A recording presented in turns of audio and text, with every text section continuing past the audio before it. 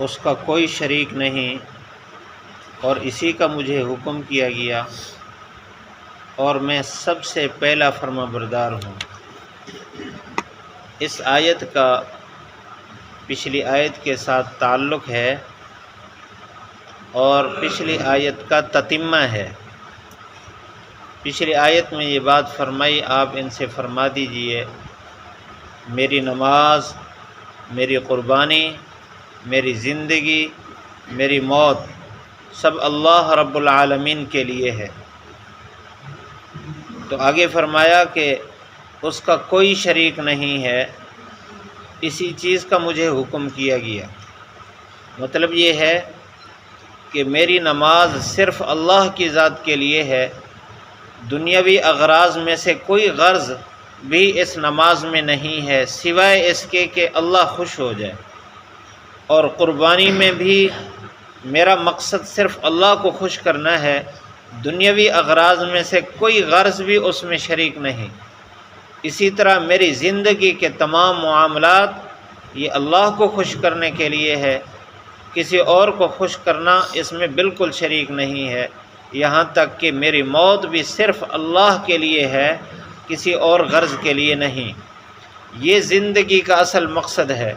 انسان کی زندگی، جس کی زندگی اس بات پر آ گئی کہ اس کا ہر کام اللہ کو خوش کرنے کے لیے ہے، دنیاوی اغراض نہیں ہے، تو دنیاوی مفاد اللہ تعالیٰ کی طرف سے خود بخود ملتا رہتا ہے، لیکن یہ انسان 100% کامیاب ہے جو اس طرح گیا ہے۔ آگے فرمایا وَبِذَلِكَ أُمِرْتُ، مجھے اسی چیز کا حکم کیا گیا، یعنی اس بات کا حکم ہے کہ میری نماز صرف اللہ کے لیے ہو۔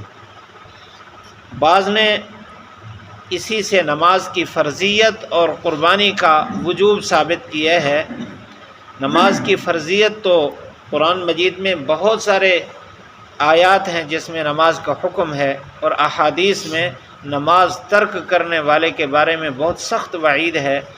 اللہ کے نبی صلی اللہ علیہ وسلم نے فرمایا اول ما یحاسب بہ یوم القیامت الصلاۃ، قیامت کے دن سب سے پہلے اعمال میں جو حساب ہوگا وہ نماز کا ہوگا۔ تو نماز کی فرضیت احادیث میں موجود۔ ونسکی کے ساتھ اس کا تعلق ہے، یعنی میری قربانی کا بھی مجھے حکم کیا گیا۔ تو اس سے امام ابو حنیفہ رحمۃ اللہ علیہ فرماتے ہیں کہ یہ امرتو کا لفظ بتا رہا ہے کہ یہ جو قربانی ہے یہ واجب ہے۔ باقی ائمہ کے ہاں یہ سنت ہے، لیکن احناف کے ہاں، امام ابو حنیفہ رحمۃ اللہ علیہ کے ہاں یہ وجوب ہے، اس لیے کہ امرتو کا لفظ ہے کہ مجھے حکم کیا گیا کہ میں قربانی کروں۔ اور آپ صلی اللہ علیہ وسلم نے ہجرت کے بعد کوئی سال بھی ایسا نہیں چھوڑا جس میں قربانی نہ فرمائی ہو۔ آپ کے بعد ازواج مطہرات میں بھی اس کا اہتمام رہا ہے۔ اور پھر فرمایا وَأَنَا أَوَّلُ الْمُسْلِمِينَ، میں سب سے پہلا فرما بردار مسلمان ہوں۔ حضور ویسے ہر نبی اللہ کی طرف سے جو بھی حکم آئے سب سے پہلے وہ خود اس پر عمل کرنے والے ہوتے ہیں، امت کو بعد میں بتاتے ہیں، اس لیے کہ سب سے پہلے ان پر جب حکم نازل ہوا تو اپنے دل سے اس کو تسلیم کیا، انقیاد اس کو کہتے ہیں۔ سب سے پہلے وہ خود اس کے منقاد بنتے ہیں کہ میں خود اس پر عمل کروں گا، پھر آگے امت تک پہنچاتے ہیں۔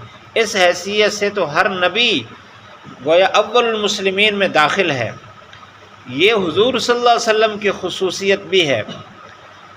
علامہ آلوسی رحمۃ اللہ علیہ نے تفسیر روح المعانی میں یہ روایت بیان کی ہے انا اول المسلمین کی تائید میں کہ انا اول ما خلق اللہ نوری، سب سے پہلے اللہ تعالیٰ نے میرا نور پیدا فرمایا، اے روحی، یعنی سب سے پہلے جب عالم ارواح اللہ تعالیٰ نے روحیں پیدا فرمائیں، سب سے پہلے مخلوق میں حضور صلی اللہ علیہ وسلم کی روح مقدس پیدا فرمائی گئی۔ اس کی برکات باقی نیک روحوں میں بھی آئی ہیں۔ تو جس روح کو اللہ تعالیٰ نے پیدا فرمایا تو اس نے سب سے پہلے اللہ تعالیٰ کی ربوبیت کا اقرار کیا ہے۔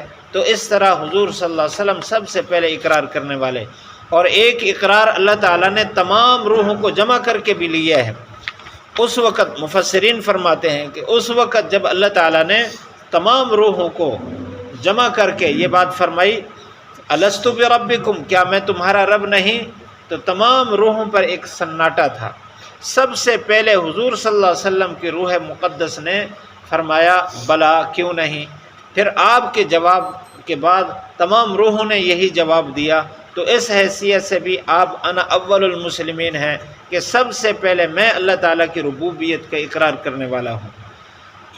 اور حضور صلی اللہ علیہ وسلم سے کسی نے پوچھا کہ کسی صحابی نے کہ آپ کی نبوت کب سے ہے؟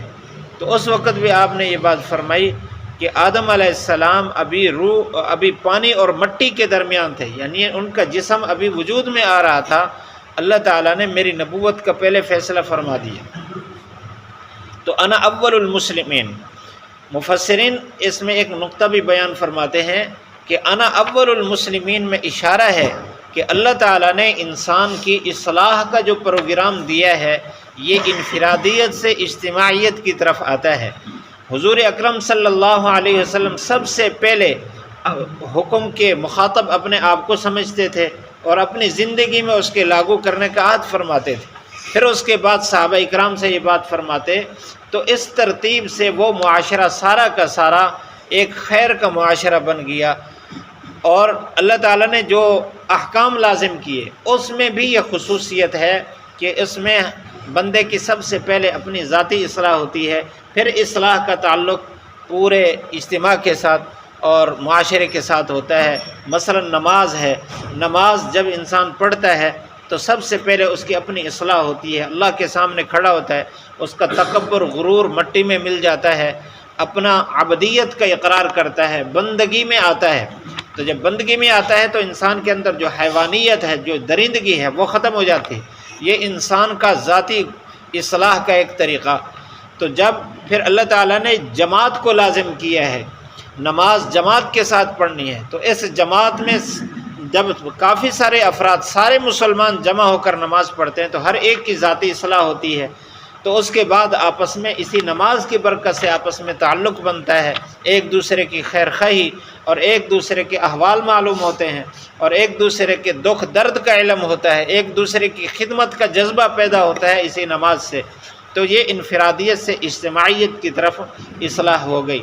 اور اسی طرح جو قربانی ہے، جب انسان قربانی کرتا ہے سب سے پہلے اس کے اپنے اندر قربانی کا جذبہ پیدا ہوتا ہے، پھر اس کے بعد اس قربانی سے پورے معاشرے میں اثرات پڑتے ہیں۔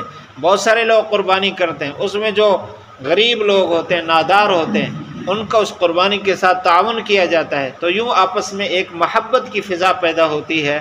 تو یہ جتنے بھی احکام ہیں سب انفرادیت سے اجتماعیت کی طرف آتے ہیں۔ تو اس لیے اللہ تعالیٰ نے حضور صلی اللہ علیہ وسلم کو یہ فرمایا، فرما دیں انا اول المسلمین، سب سے پہلے میں فرما بردار ہوں۔